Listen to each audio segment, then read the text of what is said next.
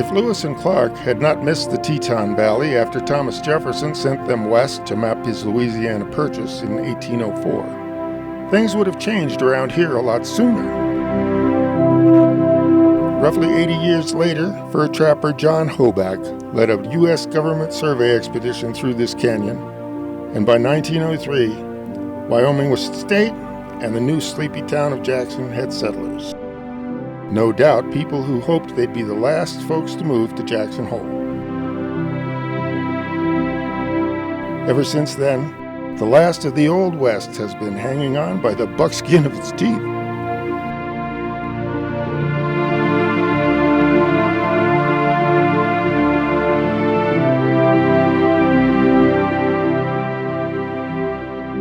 With all that growth came all those families.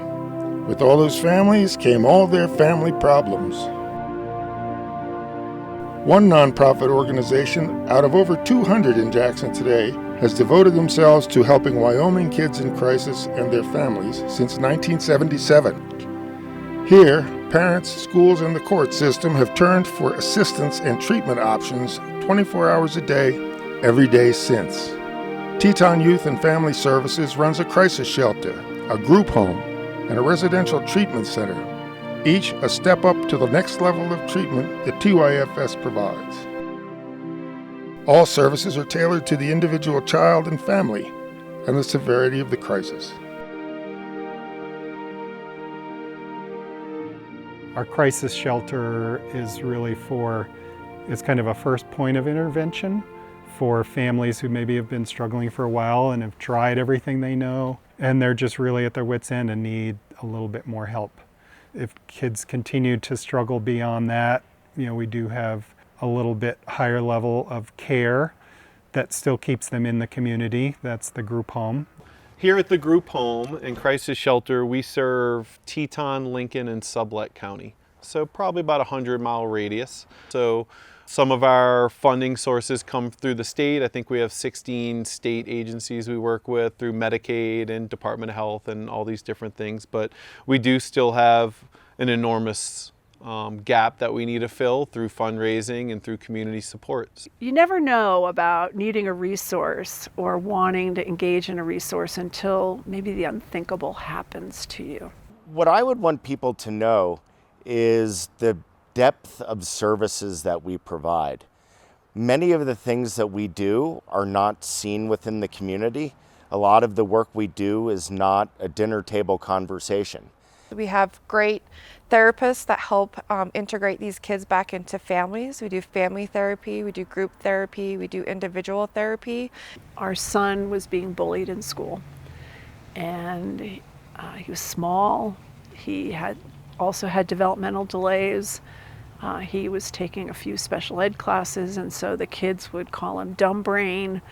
And then, of course, he processed that in a way where he was lashing out internally, and he started to do some self-harming. He started to talk some of those tough words parents don't want to hear.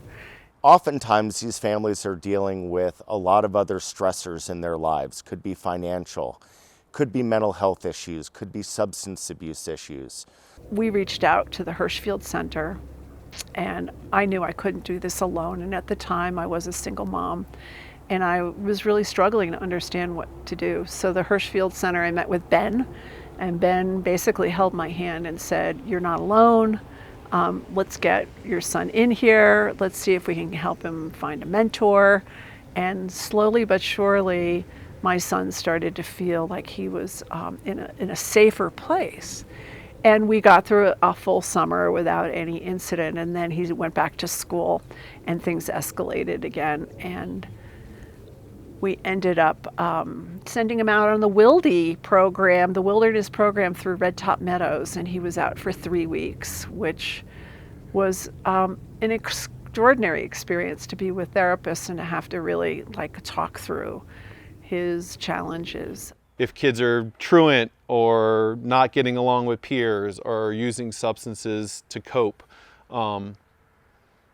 that's a kid struggling. That's something deeper going on. And here at the Van Vleck House, I feel like we help families and kids start to dissect those deeper layers of trauma, of things that have happened, to kind of better themselves and figure out how to be happy, I guess, would be one thing.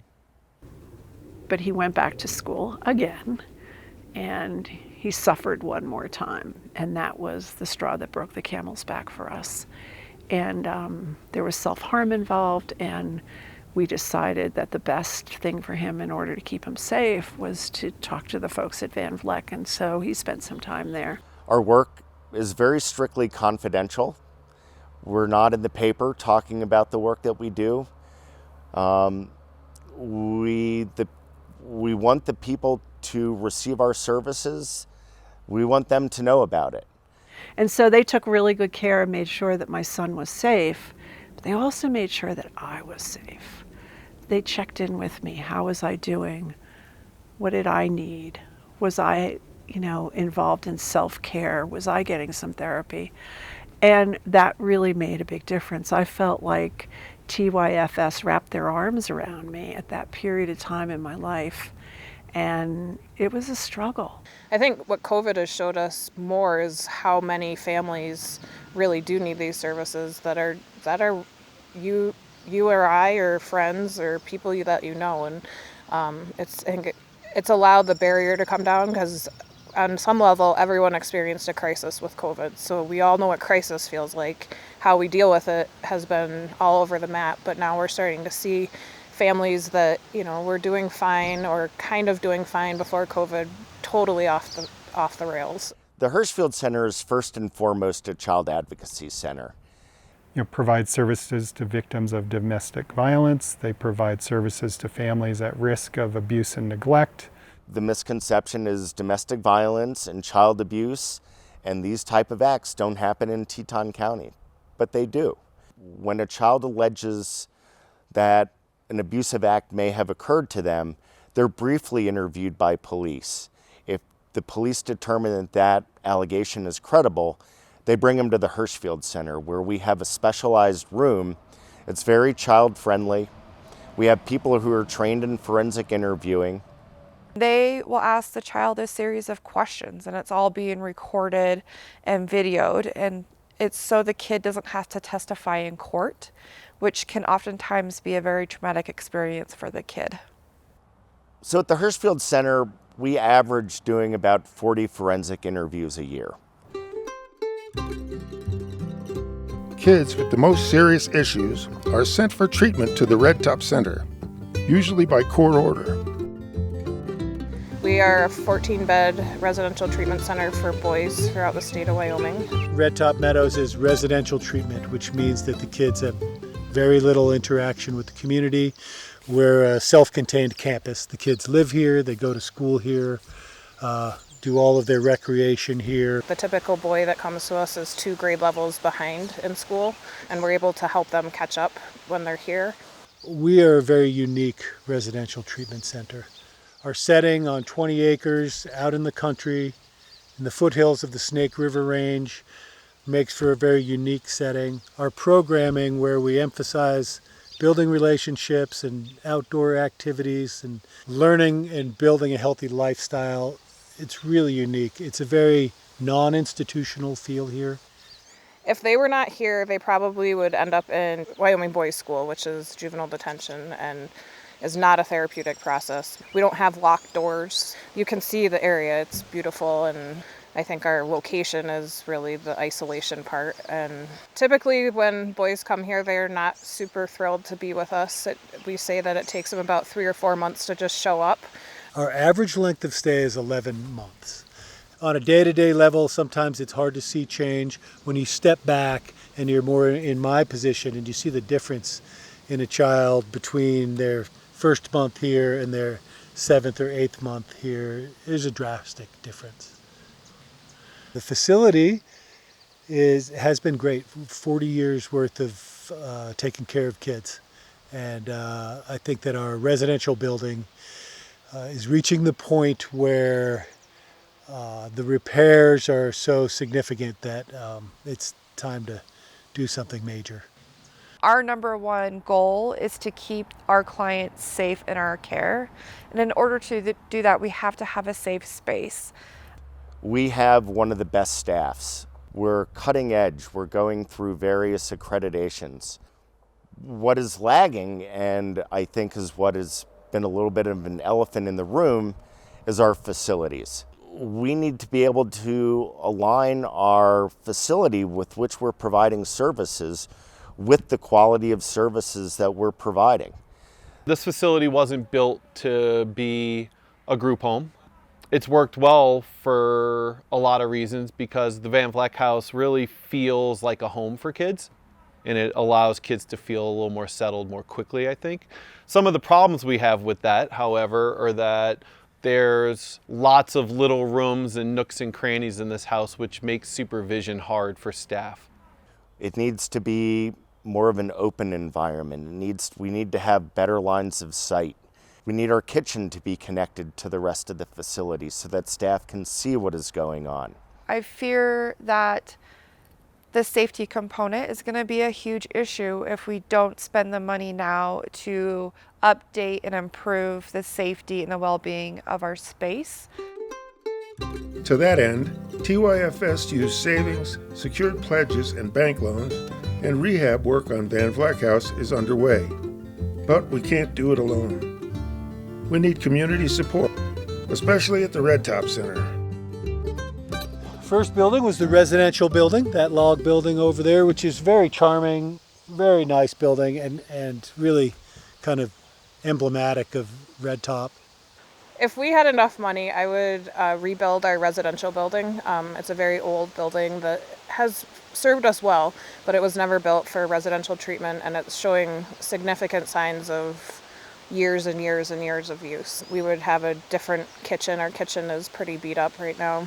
We'd have a nice communal space, and we'd try to have like a half gym. One of the things out living so far away from town is having some indoor space to get some energy out during the winter would be something that we've been looking at, really wanting to try to figure out how to do. I think with the new building, we'd want to try to maintain the character and not create something crazy elaborate. We just want something simple, which is what we operate with out here. And we want the kids to not feel like they're in an institution. We want them to feel like they're in a place that's built for them to get better and heal. But that's also safe. You know, we have pieces of this building right now that we have big windows that have glass that they're dangerous when kids get upset, and we're not fancy and doing something very creative. We just want a new building that works and functions for our kids. We're hoping to build a new residential building, and so that's a major fundraising effort, and it's the kind of fundraising effort that will be a permanent fixture on the property here. It will last for a very long time and serve hopefully at least the next 40 years worth of Wyoming kids in need. He went the whole spectrum of resources, and I believe in my heart of hearts that TYFS saved my son. And it's no small measure to have that kind of resource at your fingertips in a community like ours, where we take care of our seniors, and we take care of our artwork, and take care of our land, and we take care of all of our animals. It's really phenomenal what we're doing for kids and families. The nearest program, like the Van Vleck House, which is a crisis shelter and group home, is over 4 hours away. Anything that would require crisis level services for a kid in a suicidal crisis, that's at least an hour and a half up to 5 hours away. For residential treatment services, you're talking either the other side of the state, 6 to 8 hours away, or out of the state of Wyoming completely. And then there's nothing like the immediate services that can be offered in terms of Hirschfield Center or the crisis shelter. That just can't happen outside the community. I mean, that all has to happen here, because this is where families live and this is where they work. And asking them to drive long distances to get mental health care is a very heavy burden. I think it's important for people to know that by supporting us, you're supporting your friends, your neighbors, your coworkers, your employees. For more information or to make a donation or a pledge, see tyfs.org or call this number. Be kind, it takes everything to get by. Stay cool, you don't need no more cruel. Be still, pop on over the hill. You've seen the blues and you'll be fine. Wish we could walk these hills the rest of our days. It's these Tetons blowing out our haze. My boys have had the blues and they'll be fine. My boys have seen the blues and they'll be fine. My boys have seen the blues and they'll be fine.